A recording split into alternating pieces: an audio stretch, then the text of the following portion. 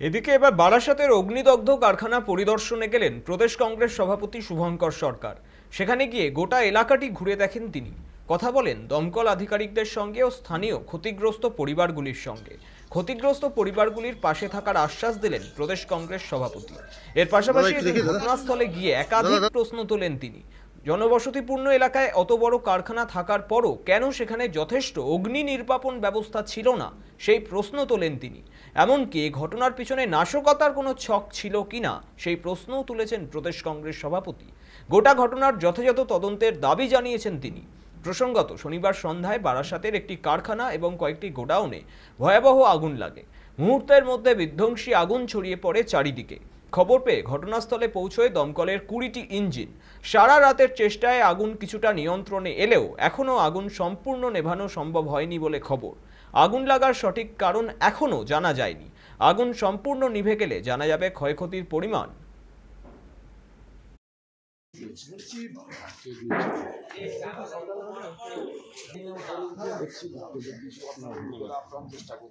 আরে দাদা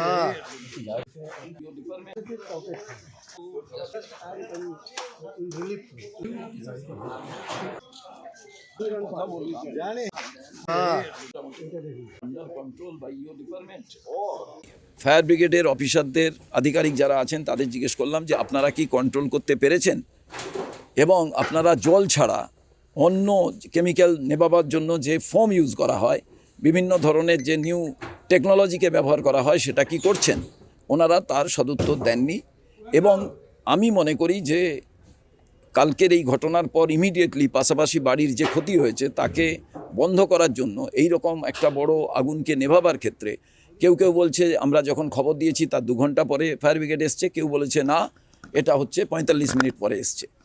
যাই এসে থাকুক না কেন, প্রচুর ক্ষতি হয়েছে। পাশাপাশি বাড়ি এবং পাশে খুব গরিব পাড়া আছে, তাদের সমস্ত গাছ গাছারি সমস্ত কিছু পুড়ে গেছে, সমস্ত কিছু নষ্ট হয়েছে। এইবার আমার প্রশ্ন এখানে যে ইমিডিয়েটলি প্রয়োজন হলে আর্মি কেন ডাক, কিন্তু আমার একটাই প্রশ্ন, এই রকম পাড়ার ভেতরে একটা বড় ফ্যাক্টরি, সেখানে অগ্নি নির্বাপক যে ব্যবস্থা নেওয়া থাকে একটা ফ্যাক্টরির ভেতরে, সেইগুলো কি সব আপ টু ডেট ছিল? কারণ একের পর এক আগুন, আমি খিদিরপুর বাজারে গিয়ে সেই দেখেছি যে জল পাওয়া যাচ্ছে না, পাম্প কাজ করছে না, ফায়ার ব্রিগেডের গাড়িতে তেল শেষ হয়ে গেছে।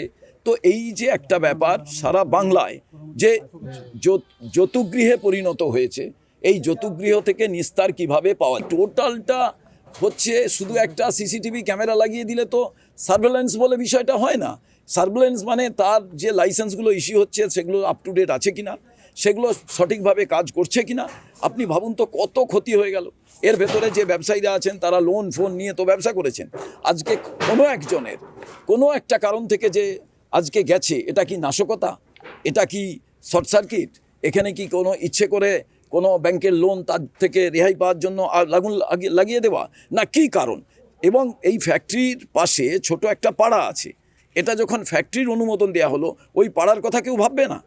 ওই পাড়ার তারা না কোনো দিক থেকে তাদের বাতাস আছে, না কোনো দিক থেকে তাদের আগুন লাগলে বাঁচার কোনো জায়গা আছে। একটা বিরাট উঁচু পাঁচিল এবং তার পাশ দিয়ে তাদের বেরোবার একটা মাত্র জায়গা। আপনি ভেবে দেখুন, ওই পাড়াটায় যদি আপনারা গিয়ে, নিশ্চয়ই ঘুরে দেখেছেন আপনারা, ওই পাড়ায় শুধু একটি আউটলেট, বেরোতে পারবে না যদি পুরো আগুন লেগে যায়, কোনো কিছু হয়। ওখানকার বাসিন্দারা সবাই আমায় বলছিলেন।